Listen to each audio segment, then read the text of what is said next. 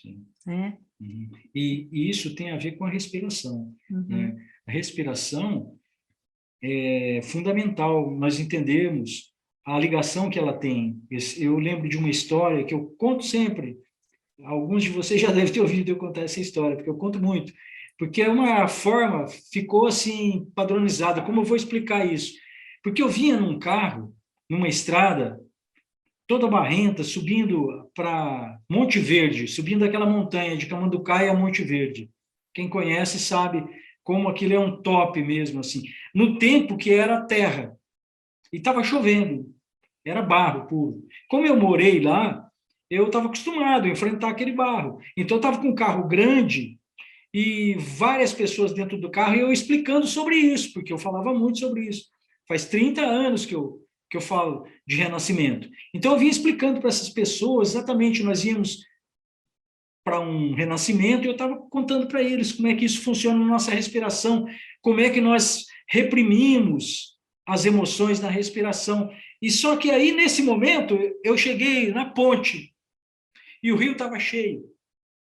E eu já tinha passado maus bocados lá de barro, subido, tal, mas aí eu cheguei no ponto máximo. O rio estava quase passando por cima da ponte. Ela não tinha guardas nesse tempo.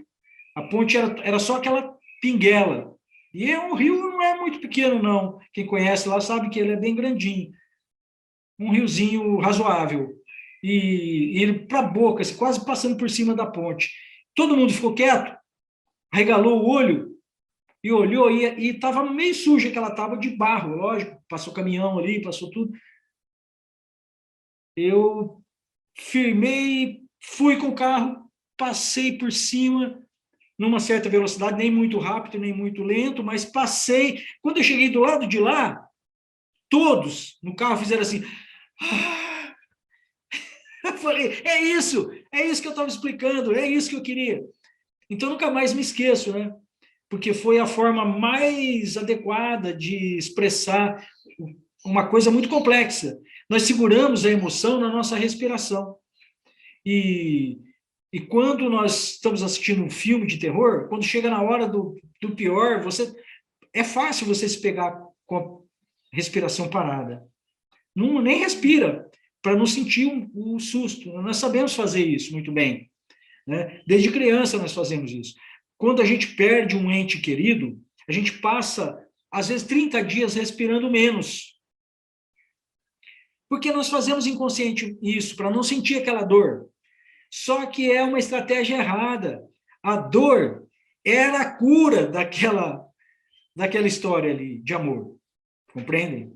Nós temos que chorar a perda da outra pessoa, seja lá do que for, de um casamento, nós temos que chorar, senão nós vamos ficar presos a isso.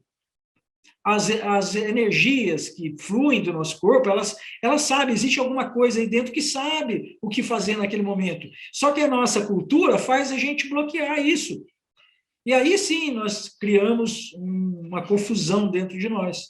Compreendem? E a questão do bloqueio das emoções é muito importante que você falou que me veio, porque a gente vai fazer na sequência depois, logo mais, um trabalho com a nossa criança querida, né? E... Não dê spoiler. Não, aqui eu falo assim, e vai vir emoções, só que a tendência nossa é reprimir aquelas emoções de novo, né?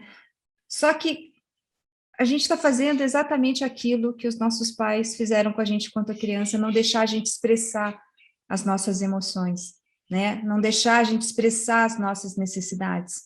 Então, quando a gente está nesse movimento, é bom a gente lembrar isso, né? Que a gente está fazendo de novo com a gente mesmo, igual os nossos pais, os nossos cuidadores faziam com a gente.